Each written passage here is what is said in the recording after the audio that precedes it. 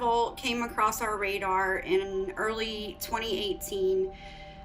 We had seen some articles online about them and saw that they were sort of the militia wing of Antifa, also called the John Brown Gun Club. I reached out to the chapter in Shelby, North Carolina over Facebook Messenger, and I received a reply right away. They are Antifa in that they share the Antifa ideology. This particular group sees themselves as armed revolutionaries, and they believe in total abolition of everything, including the police. Once we were finished shooting, they needed to interview me. This was part of my initiation. If an officer of the state came to your door and asked you questions about your political ideology and people you associate with, how would you respond? I would say no. If you were tabling at a gun show and someone loudly accused you of being a terrorist or part of Antifa, how would you handle it? I probably would laugh.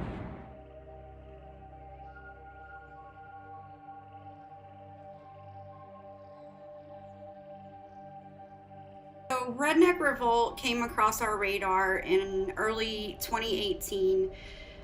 We had seen some articles online about them and saw that they were sort of the militia wing of Antifa, also called the John Brown Gun Club. I reached out to the chapter in Shelby, North Carolina over Facebook Messenger, and I received a reply right away from the leader. His name was Paul Ditz. She's asking questions about the NRA. Well, we're the wrong people to ask about the NRA. Are you a member of the NRA? Hell no. Nope. I hate the NRA. Really? The NRA is a white supremacist terrorist organization. Absolutely.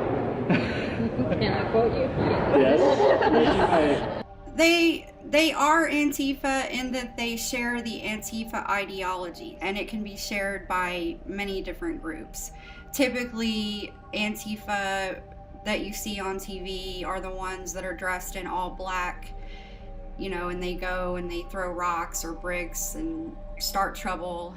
This particular group sees themselves as armed revolutionaries. They're all about the working class, you know, so they share this communist, anarchist ideals that the working class should run the country with no government. And they believe in total abolition of everything, including the police. Charlottesville was comprised of your typical Antifa black bloc measures. There were also Black Lives Matter. There were multiple chapters of Redneck Revolt that went to Charlottesville and acted as the militia wing of the anti-fascist movement. One of their missions is to arm minorities.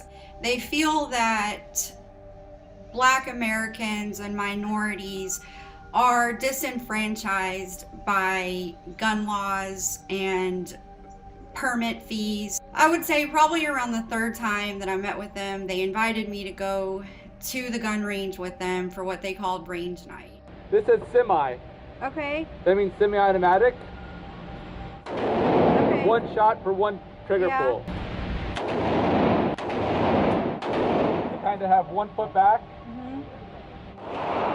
And this arm, you want to have both arms straight.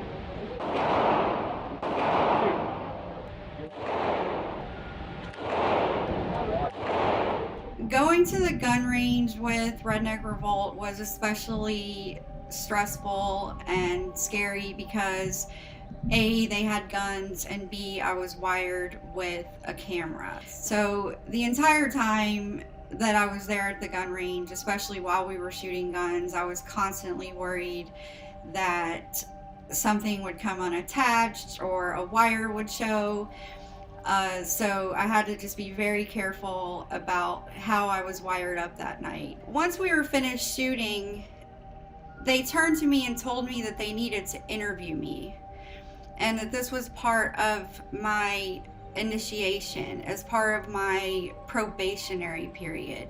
They basically led me out back of the gun range and we sat outside where they asked me various questions about my ideology. If an officer of the state came to your door and asked you questions about your political ideology and people you associate with, how would you respond?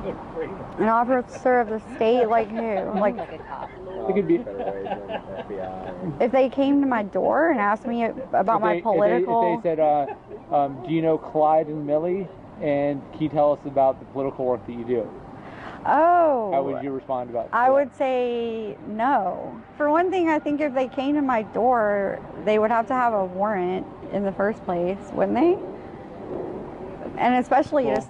Maybe yeah. not. Well, especially to start asking random questions like that. Yeah, I mean, I would be like, yeah, I don't know. Like, I would just say no and probably not say much else. I mean, I've been taught, like, you don't talk to cops. I mean, I don't agree with, like, going and shooting police or anything like that. But, or, like, hunting them down and whatever. Definitely. But, yeah, we're- I just think, like... We're an above ground organization. Yeah. So if you want to do Right. it, you have to do it on your own time. oh, no. You can't talk to us about it either.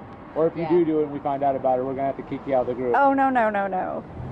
In a hypothetical situation at a gun show, if you were tabling at a gun show and someone loudly accused you of being a terrorist or part of Antifa, how would you handle it?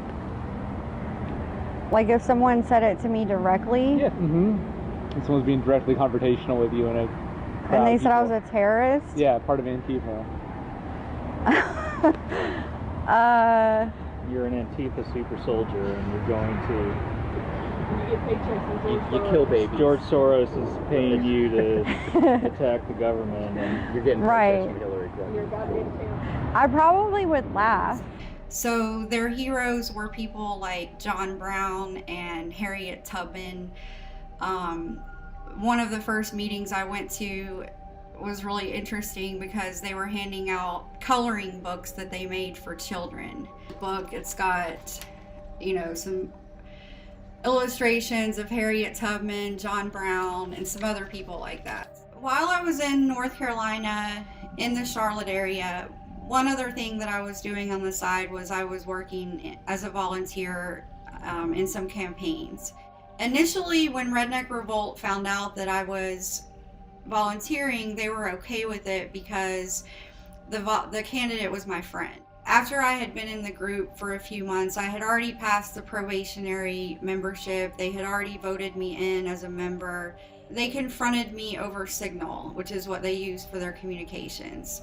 They confronted me with the fact that I had Facebook posts in support of a candidate for sheriff. And that's where they said to me, that's where we fundamentally disagree. We don't believe in reform of any kind.